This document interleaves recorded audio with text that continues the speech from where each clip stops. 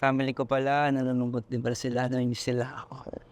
What outlets do you have to distress yourself from the demanding job that you have? I admit na di ako magaling mag-balance ng family and career. Kasi always ko sabi ko, kinontribute ko ni life ko, I will work for my family. Kaya di ko na balance laging, minsan naisisip ko laging mag-work na lang mag-work. Di ko napapansin na family ko pala, nalulungkot din pala sila, namimiss sila ako. Kaya yung parang hindi ko nababalance. Tapos yung source ko na para gumaan, sila din eh. Hanggat kaya ko, binibigay ko yung best ko. Lahat pagod, tulog. Pero pag nakita ko sila, masaya. Promise, yun lang talaga akin. Okay na ako dun. Sobrang wala ng pagod.